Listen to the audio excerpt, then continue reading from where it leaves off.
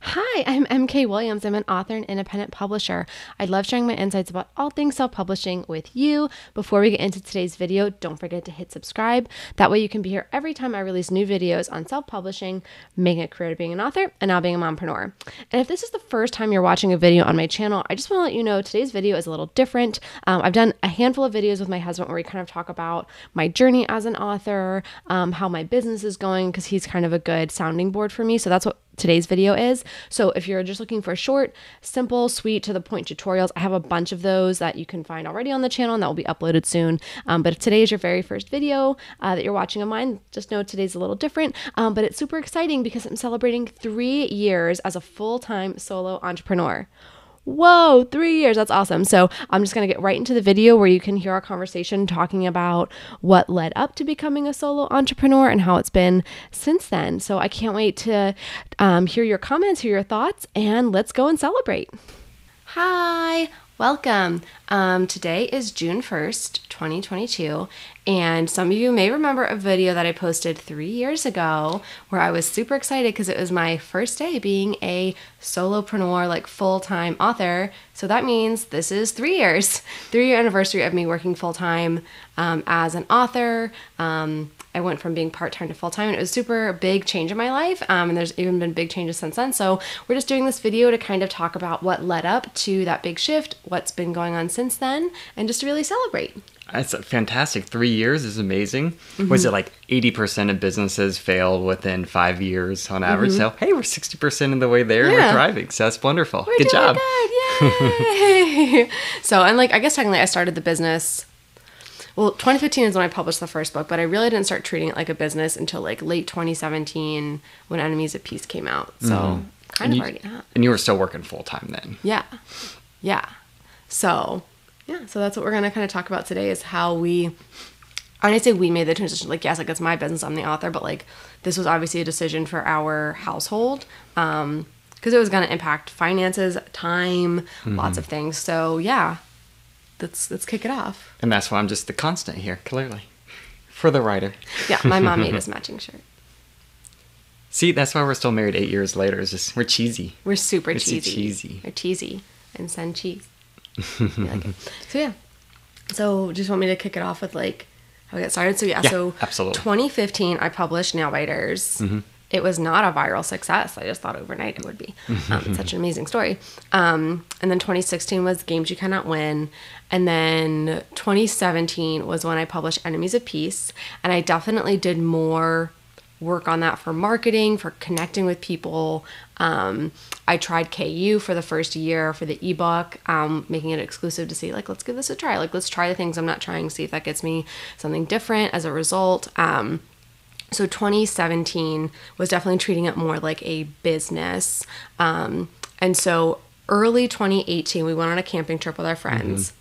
And at this point, I have 3 self-published books under my belt, and they say, so these friends we had gone camping with the year before, and like in the interim, they started a podcast and it like blew up. Like all of a sudden they were internet famous. And we were like, we should support your little podcast and help you. And then they're like, we have like tens of thousands of subscribers in like the first 2 months. And we were like, what? And now they have like hundreds of thousands of subscribers. Like it was bananas.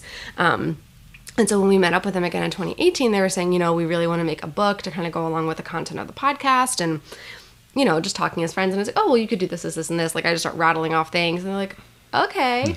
And so a couple months later, they reach out and said, hey, like, we have this idea, like, we're starting to work on this book. We have somebody writing it with us. We just don't have time to give them the feedback. Like, will you help us publish it? Oh, and we'll pay you to help us. And I was like, yeah, let me think about it. Like, we were literally 2 days away from leaving on like a 2-week trip for Hawaii. And I was like, I'm a little busy, like with work, wrapping up before this trip. And like, we had to pack and do all the things. But the nice thing was we had a super long flight where I could just kind of map out all my thoughts and ideas of like what this book could be, but also knowing that they had this like thriving business that was growing. I was like, well, you need to think beyond just this one book and like, what do you need as far as distribution and things like that? Like it's different than like an individual self-publisher when it's for a business, and you could be doing lots of different books for the different lines of business. Like what would that look like? What are the needs and things like that? And so by the time we got home, I was thinking of this on the plane there. A lot of our hikes were like talking about what could this be, what could that be? Like it was definitely the idea of, it was March 2018 saying like, okay, like the plan is for me to transition from this full-time corporate job that at the time I totally loved, to taking on clients. Like I said, yes, I was going to help, this group of friends. They're going to be my first client. They were going to compensate me. Like it was going to be like a business transaction, and say like, okay, like this is something I could do, and I could just, just work with them and then focus on my books. But ultimately seeing that this was a path of me building more of a business than just my books. And I never set out to be like an author services provider, but it kind of just fell into my lap. And within a couple months, I had like another friend reach out, like wanting help with their workbook. So I signed 2 clients pretty quickly, but I had a full-time job still. But you say it fell into your lap, but there's 2 things that happened before it fell into your lap. The first of which, you had written 3 books, published 3 books. You had done tremendous research into the publication process and going through all the pros and cons of each of the different elements of self-publishing. And then on top of that, you went and offered your services and offered your advice kind of free up front. Says, here's what I think your business would be. I think I could help you, but I've mapped out all of this for you free of charge at first. So you're offering your information up first. So you did 2 things. And then this is like, as a true friend, be like, hey, like, here's what I think you should do. Here's what I think you should avoid. Like, not thinking that they would come to me and be like, hey, we'll pay you to do this. I was like, oh, like, let me help you out. Like, I didn't even know people who were doing what I am now doing, like white labeling for them. Like, I had no concept that was a thing that people did at the time. So, yeah. Yeah, so it was a learning experience from the get-go. Yeah, especially because that first project, it was working with multiple authors across different time zones with different priorities. Like, the guys who were running the podcast, obviously, like, their priority was the podcast and building that, and this was going to be a line of their business, but it wasn't like the number one focus. And the author who's working with them was like, oh, this is like my biggest project right now. But he was also moving, so like everybody had these big priorities going on outside, so that was a lot to wrangle. We had a wonderful designer and formatter for the book, but she was based in Australia. So when we would get stuff back, it would always be like an immediate 24-hour delay before her getting stuff, but also like wrangling feedback from 3 different authors was an experience. Yeah.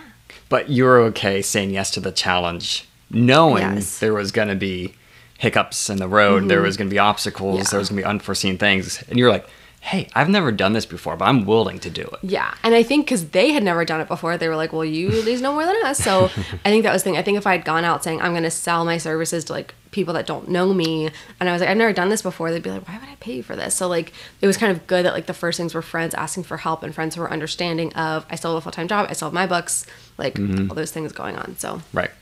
Yeah. So that was 2018 was... As like the year kept progressing, I kept getting more and more work for these clients. I did not release a book in 2018. If you look at my backlist, I did not release a book in 2018. You know why? I was working on clients' books. And my job itself, I loved my corporate job at the time. There were a lot of things starting to change that year. We had acquired another company. There were some really big culture clashes between that company and our company. The way people just talked to each other and treated each other was changing. And so in the fall of 2018, I got an opportunity to switch teams from like a boss who at the time I thought was like a really good mentor to work for another person that like I got along with. And I was a little nervous about going from like friend to like employee. Like that's kind of an odd transition sometimes. And I'd be going from like managing a program to managing a team of people. And so looking back in hindsight, like my gut was telling me not to. It's like my gut was like, you're leaving in like 7 months. Like we're having discussions about like 2019 is like the last year I'm working for this company. And like I loved the company so much and I loved the people that I worked with and it was hard to think of. But I was like, no, I can help. And I'll leave on this perfect high note. I'll do this. It was bad. So I ended 2018 with like way more stress from client work, stress because I wasn't doing the thing that I enjoyed the most, writing, or not really getting a lot of time for it. Having the corporate work ratcheting up because, of course, when you leave your old position and take a new position, they don't backfill your old position. Like I was still doing both jobs, and that was really stressful. And so we kind of started the like holiday break 2018 and 2019 talking about like what do we need to do for this to be a business. And so we were looking at potential for clients. What's the upside there? What's the downside? What's the amount of money that we want to see that I'm bringing in before we'll pull the plug? We put like January 25th, 2019 was like the date on the calendar we put for like my last day. We were like, okay, so then 2 weeks before that is when I'm putting my notice. Like, what do I need to do to make sure I'm maxing out my 401k and I'm maxing out my HSA, and like all these things are going into it. We instituted the Friday night business reviews at that point. So that was all positive things that happened. And there's a lot even before then. I know we've talked about frugality on this podcast quite a bit. You could probably link to something here as well. But all of that just kind of set the framework and foundation that like we didn't have these huge required monthly payments that would have handcuffed you to the job in corporate America. Yeah, exactly. So yeah, we were out of debt before we even got married, before I even started self-publishing. And I think that was something we just wanted for ourselves, like to not have that over our heads. But like looking back, yeah, if we hadn't cleared out our debt, it wouldn't have been a conversation. It would have been like, well, I have to pay at least $300 a month for my debt, and we need to make sure rent's getting paid and all these other things. Like it would not have worked. So we had done a lot of good lifestyle changes and financial discipline leading into it to know like, hey, we have enough saved up. We're like, if I give this a go and it doesn't work, like I was telling myself I had a year cushion of like, I need to make this work in a year. So. And that was just kind of a nice recognition to what do you have if you make a jump. What's your backup plan? Yeah. And it's important to have a backup plan. And it was scary to even think of like, no, I need to jump without the parachute. Like I need to burn the boats. Like otherwise it's not going to work. But I was like, no, like I need to be realistic because like I would never want to be a burden financially because I'm pursuing my dream or my career, you know? And we had the discussion versus I know you're going to talk about this later, but hobby versus a business. And hobby is, there's no financial requirement. There's no financial, whatever required with a hobby. Whereas a business, you're going to have true goals, financial goals, and other results-based goals. Yeah. Yeah. Exactly. And so that was something when we first met with an accountant after I went full-time, that was what they said. They were looking at like my 2018 income, which at the time, my clients didn't pay until the books were published. I've learned to ask for down payments now. I've learned to ask for installment payments. By the time I was like, yeah, just pay me when it's done. So I was doing all this work in 2018. I wasn't getting paid for it. So my 2018 royalties were all to show. And it was not enough just to sustain that. And so obviously in 2017, like 2015, I was in the red. 2016, I was in the red. I only had 2 years of positive royalties. They were like, so this looks more like a hobby than a business. And I was like, well, here's everything that's going to start coming in. Like, here's what's starting to come in 2018. And they're like, okay, that looks better. But they were quick to be like, if it's a hobby, you can't really claim expenses. And I was like, oh, that's a reality slap. So that was something that also lit under me. But I think knowing I had like the year, like that was a line in the sand to kind of say like, I need to be realistic, because if I didn't have that there, I might have been like, no, just another month, like, no, just another 6 months. Like, let me really get this trying. So it kind of drove me to work harder, which I didn't really need something to make me work harder. It's just inherent to me. So yeah, so we started 2019 knowing this is my last year working at this job that I used to love that is turning pretty sour. And then I'd say the universe could probably sense that I was hesitant. The universe could probably sense that I was like, no, I can make this work. I can do this. I don't need to let go of my corporate job. I can just make it all work and do all the things. First of all, you can't. And second of all, yeah, the issues that popped up were scary. They were dangerous. And I'll say, I started working at a company that felt like a family, and I left leaving a company where it felt like I was being released from prison. Like I know you were telling me you had a coworker start recently at your company, and they had just left a very toxic environment, and that like on their last day, they sat in their car and cried. And I was like, oh, I did that on my last day at my company. Like I thought it was going to be this joyous moment. Like I'm so excited. And it was just a wash of relief from some of the things that were going on. Yeah. I don't know how much more I want to get into it, but yeah, it was scary. And So having as much in your control. So even if it wasn't for this moving to this opportunity of your own book exploration and self-publishing for others, that situation had to end anyway. So what was, like you said, years of really positive growth and fundamentals and turned sour quickly. Really fast. And so it was one of those things where like we were at a point like right before New Year's Eve, 2019, like going into 2019, I was like, I don't need this. I don't need this anymore. Like I can quit. Like we're already talking about doing this. It's earlier than we think. Like I can quit. And like, I'm glad that you encouraged me to stay to try and fix what was there. But looking back, like I couldn't have fixed it. And like, I think I drove myself crazy trying to fix a problem that like I didn't create and that I couldn't solve for, and that the company had no interest in fixing. Go figure. Yeah. So yeah, but at the same time, I'm also glad that we did have more things saved up, and we ended up pulling the trigger earlier. So I ended up giving my notice in mid-April, and my last day was May 31st. So as things just continued to go forward, now kind of the big spur for like we're moving up, putting a notice mid-June to mid-April was that the first client that I signed, this podcast, we're working, the book is on pre-order. So things are moving, but like we don't have numbers yet. We don't have a release yet. We don't have royalties yet. But they were also increasing other lines of their business, and they thought, well, you're also a good project manager. Like, can you help with other things like this? And like, there was going to be a monthly amount that they would pay me as like just a standard base amount as a contractor to kind of help with things. And I was like, well, okay, that's better than just upcoming royalties that who knows what those are going to be after expenses. And so once that was on the table, I was like, yep. And then the next day I put in my 6 week notice, which let me generous, super generous. And let me tell you, they did not give a crap. And on my very last day, my boss, who I thought was this great mentor of mine, didn't even say goodbye. So yeah. So if you are in a situation where you think, no, I can fix things, I can make it better at this company, I guarantee you, your company does not care. Get out and take care of yourself.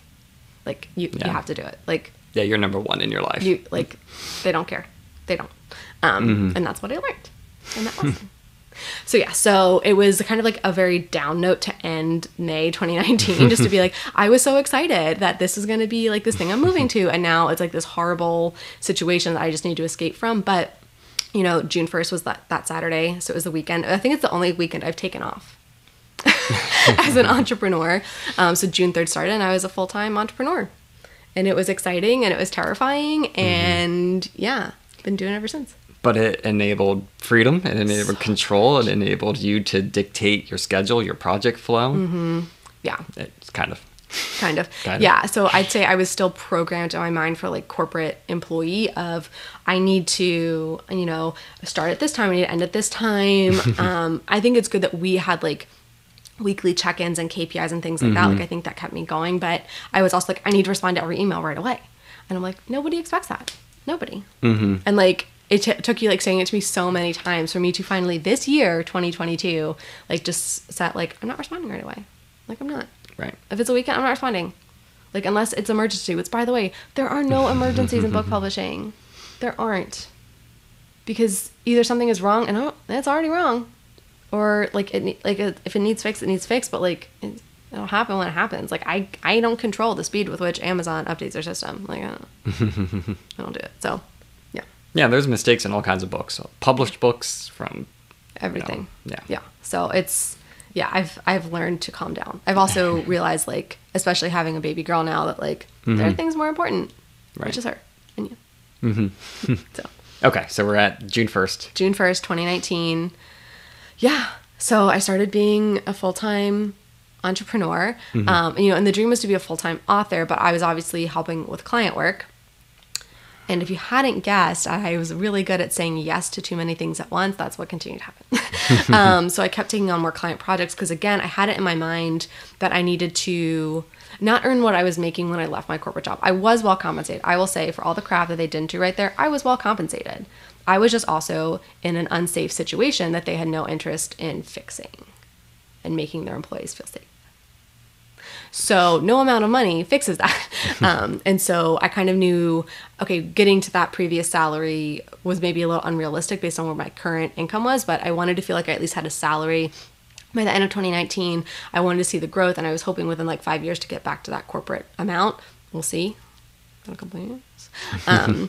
So, I kind of just started taking on more client stuff. I within like a couple months finished the first draft of the Infinite. Like it was just very slow going. And then I had all this time and I was like, oh, I can actually finish this book.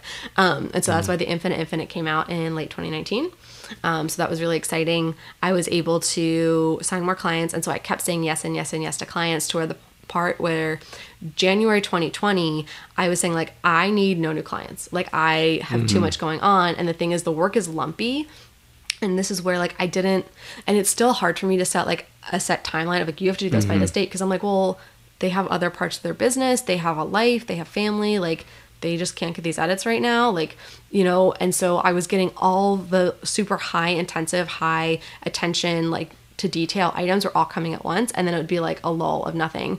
And so I like went into January 2020. I'm like, I'm manifesting no more new clients. Like I need to finish things. And then we all know what happened in March 2020. Not only did the world shut down because of COVID, we also found out we were pregnant. And so in early April 2020, I was like, I would like some new clients. I was starting to freak out that like my business was going to go under. I was like, who's going to hire somebody to help them self-publish? Like, you know, the economy is going bad right now.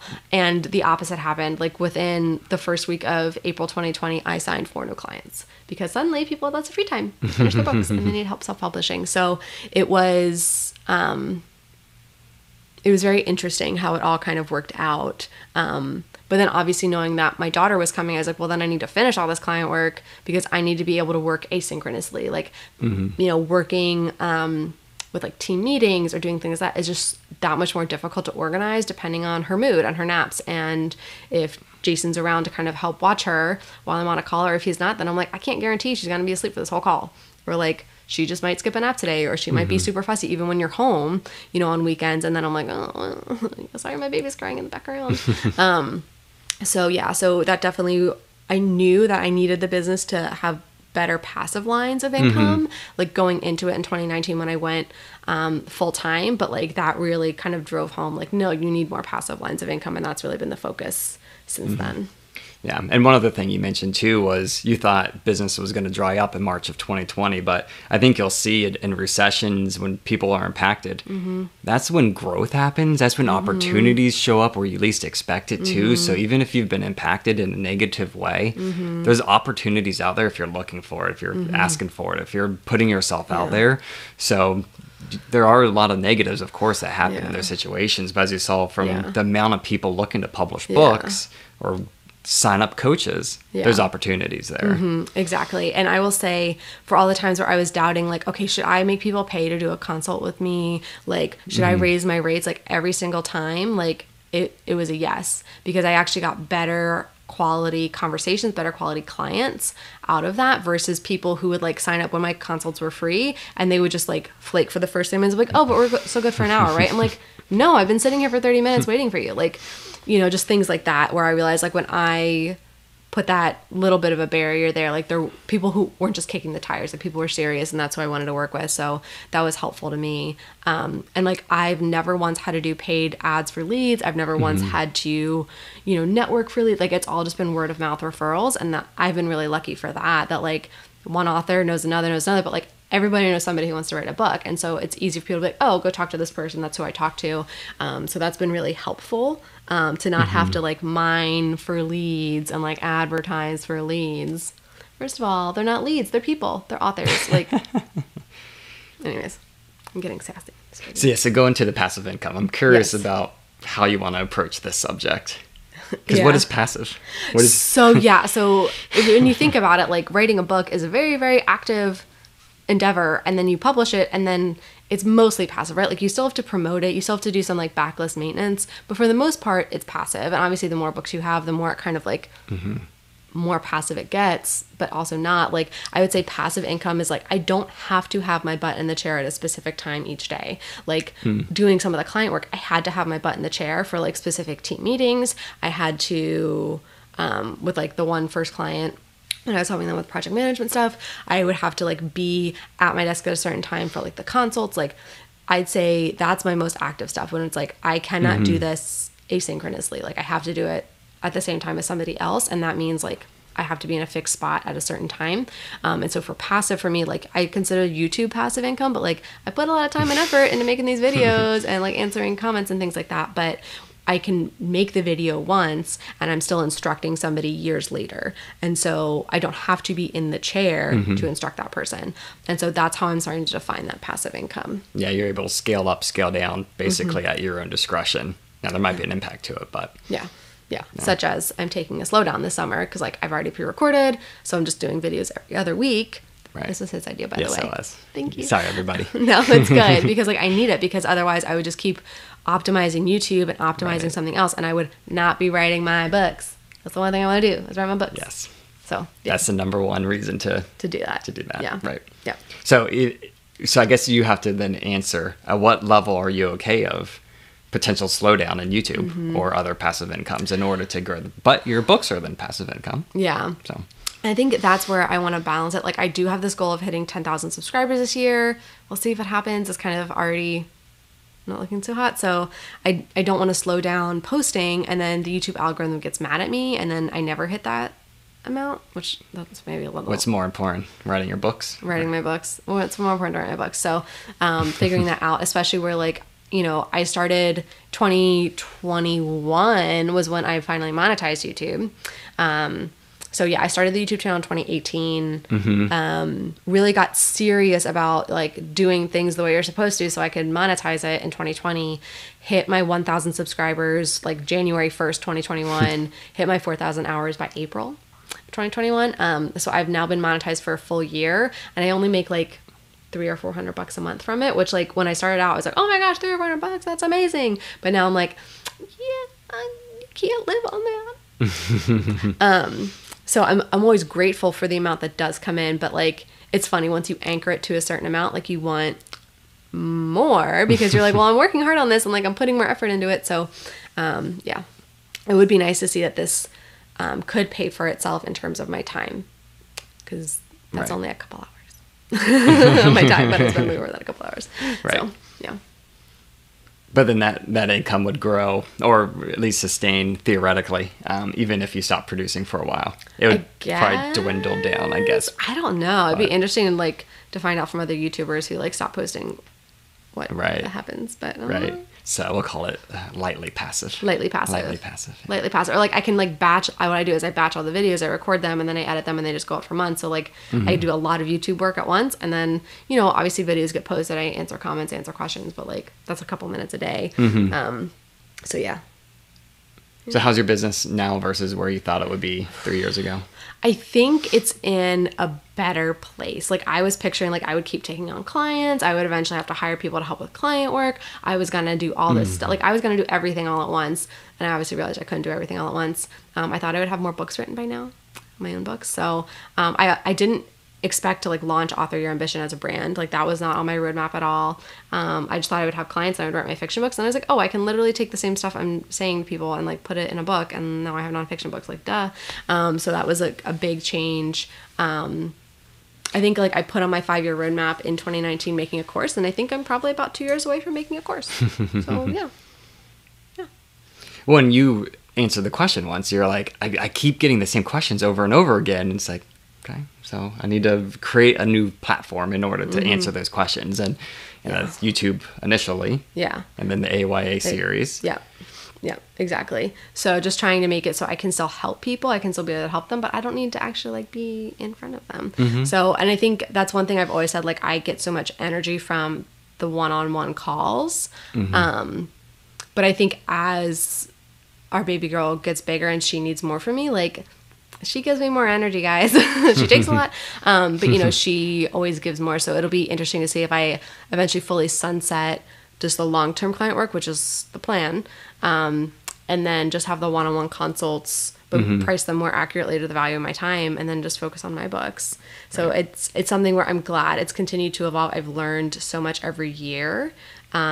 It's changed so much. Even sometimes it seems like small, but at the same time, a small change can feel like huge. So yeah, I've learned a lot.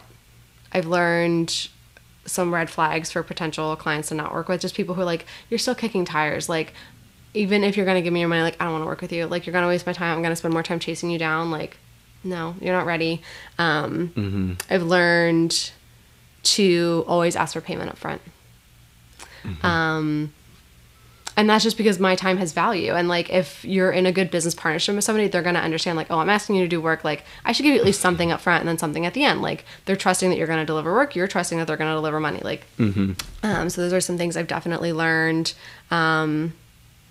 I learned that sometimes it's worth just paying for a technology, like paying for the Calendly subscription so that I could just do like the point of sale right there. Because before people would sign up, I would then send them like an invoice they would pay. And I'm like, I'm like, no, I'm just paying the fee so people can just point of sale on Calendly to book my time. That made a lot more sense. I just had to pay for Zoom. Thanks, Zoom. Because you can't do a free 1 hour meeting anymore. It's only 40 minutes and my consults are 50 minutes. But again, it was worth it. So like certain costs are worth it. And I'm like, okay, no problem. And I'm actually doing this as like a video with the membership, kind of talking about like how I look at expenses and how it's attributed. But it just made sense. But other things I'm still pretty frugal about, where I'm like, I did all these ads. I'm doing my ads videos coming up in a couple weeks. Yeah, not a great ROI. But it feels nice that I'm at a point in the business where I feel like I can invest in some of these experiments and it's not going to bankrupt my business. So that feels good. Yeah. And that's where having additional lines of income, like just relying on the books, is tough. It is. Book margins are tight. So adding YouTube, it's a ton of work, but it's a higher margin business. Consultation, same thing. That's a significant time requirement, but it is. And like now helping other authors self-publish. And I would say not every self-published author out there should be trying to build their own self-publishing advice channel, because then we're all doing that. And that, but like there's probably something you do as an author that you don't even realize that somebody can't do or can't do well, or they're taking them 10 times the amount of time to figure it out. Like you could probably help with that, and that can be a great source for like a YouTube channel. That can be a source for like a how-to guide or something like that. Like there's lots of ways out there. But yeah, the dream of only writing books, that's really hard. And I know there's some self-published authors out there that do that, but they have like a backlist of like 30 books and like a super high volume like KU category, and like they've been doing it when people were like KU millionaires. Like they've been doing it for a long time. So the biggest thing I see with my books, like my fiction and even my nonfiction, is like more books really do sell more books. And having the time.